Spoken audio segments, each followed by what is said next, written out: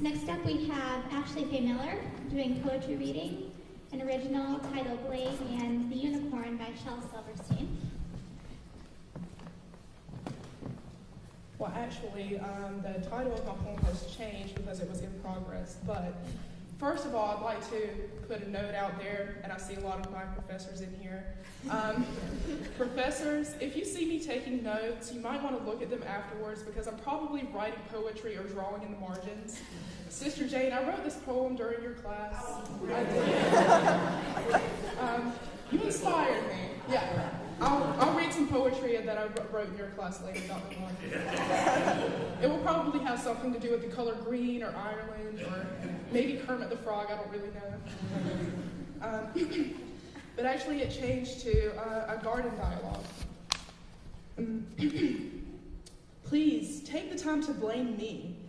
I deserve that form of infamy. Taking a bite of sinner's fruit, knowledge spreads right to the root. Now just a victim of serpent's tongue, not excused for being so young. Please, blame me for this knowing love, for this dark when light was once above. Look not on me with such loving eyes.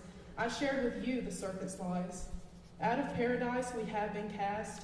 What would I do to change the past? Blame me for such quick decision. Our doom forged, then came the schism. Your reputation will not suffer. This for you I can now offer. In history, I'll take this blame, and not besmirch man's good name. Then only God shall know the truth. I was the one who was uncouth.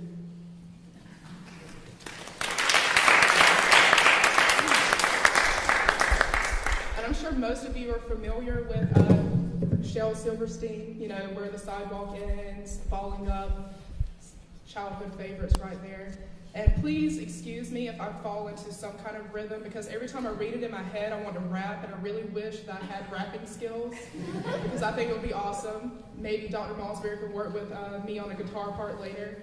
It's such a great poem. But this is also, I brought this up because of your scripture class, Sister Jane, so I dedicate all of this to you tonight, all right? Can I get extra credit for that? Okay.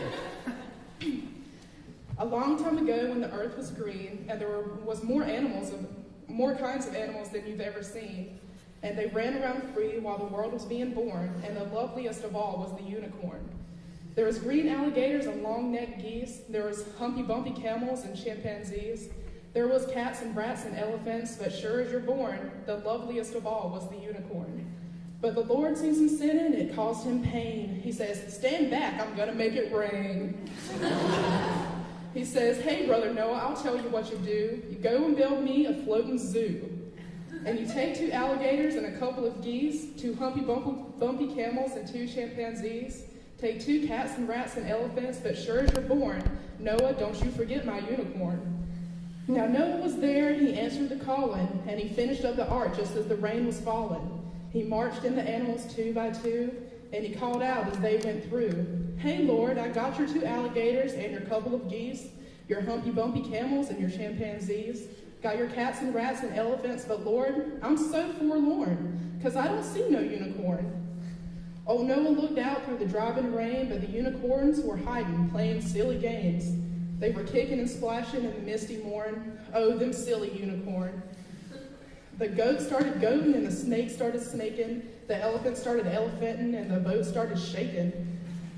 The mouse started squeaking and the lion started roaring, and everyone's aboard but the unicorn.